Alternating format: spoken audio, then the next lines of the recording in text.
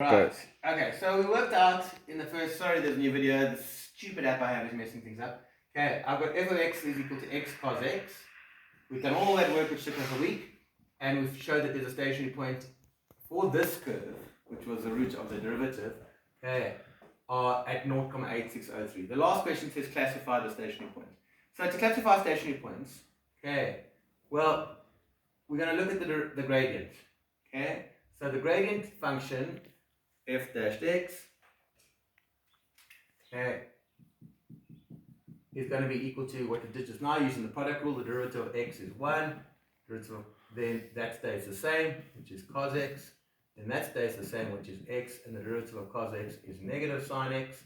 So as we worked out previously, the derivative is cos x minus x sine x, right?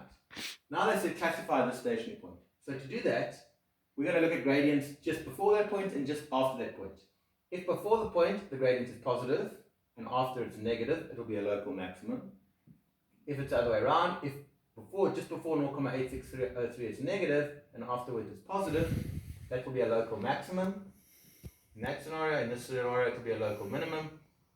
Okay, right. So that's what we're going to do. So I've got to look. Choose a number just to the left of 0,8603 and sub it into the derivative to see the gradient, the slope. So let's make this x is equal to 0, I think I used 0,85. What did I use? I used, x is equal to 0,85, Just before, to the left of 0,83, so if x is equal to 0,85, then your gradient will be cos of 0,85 minus 0,85 sine of 0,85, and if you shove that into your calculator, you get an answer of 0,02. In other words, the gradient is positive and it's going left to right, up. So if here is 0,86, your x value of 0,86, just before 0,86, the gradient is going up. Okay.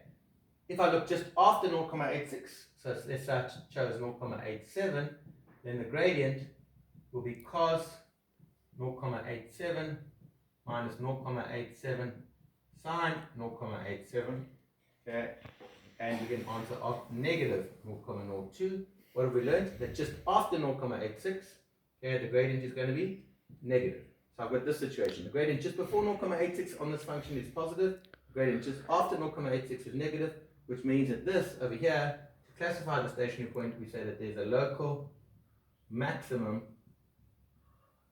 at x equals 0,8603.